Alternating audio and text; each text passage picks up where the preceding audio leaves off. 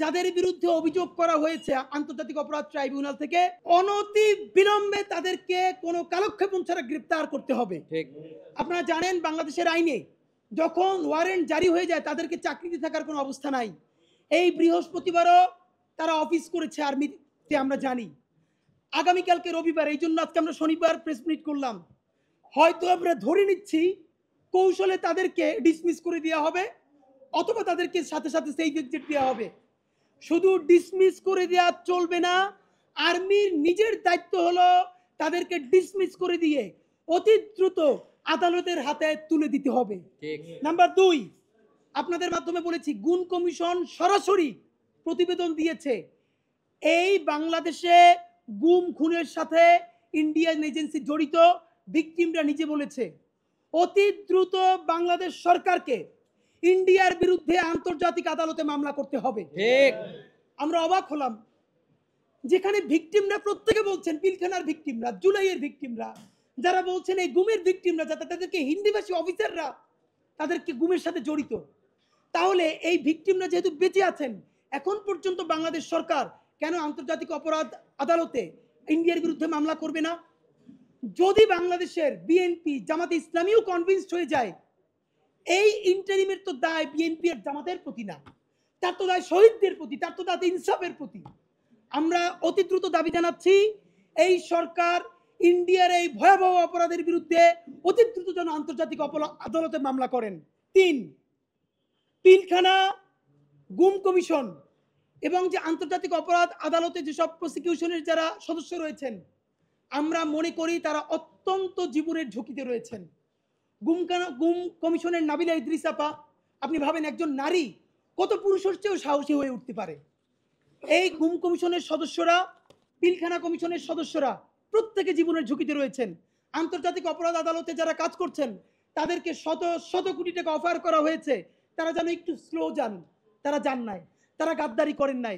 সুতরাং এই কোন পর্যন্ত না, লম্বা সময় ধরে তাদেরকে নিরাপত্তা নিশ্চিত করতে হবে। নাম্বার 4, আপনারা জানি আগামী 30শে নভেম্বরের মধ্যে পিলখানা কমিশন তাদের রিপোর্ট প্রকাশ করবে।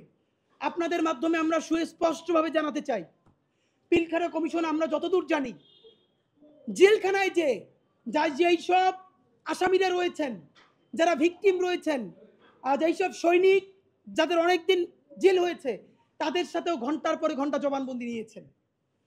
এই যেই সব সৈনিকরা এই হত্যাকাণ্ড চোখের সামনে দেখেছেন, তারা পিলখানা কমিশনকে কি বলেছেন, এই প্রত্যেকটা বক্তব্য সহকারে পিলখানা কমিশনের পুরো বক্তব্য কোনো ধরনের কাটছাট ছাড়া জাতির সামনে প্রকাশ করতে হবে। এবং যদি সেটা প্রকাশ করতে গিয়ে আর্মি হোক, ডিজিএফআই হোক, এনএসআই হোক, যার নাম সামনে আসুক, যদি কোনোভাবে সেটাকে ব্যাহত করা হয়, তাহলে আমরা কিন্তু খুব খারাপভাবে হলেও, জীবনের ঝুঁকি নিয়ে হলেও আমরা কিন্তু রাজপথে দাঁড়াবো। সুতরাং বাংলাদেশের জনগণকে দেশপ্রেমিক কোনো বাহিনীর বিরুদ্ধে আপনারা দাঁড় করাবেন না, এটা আপনাদের কাছে আমাদের অনুরোধ।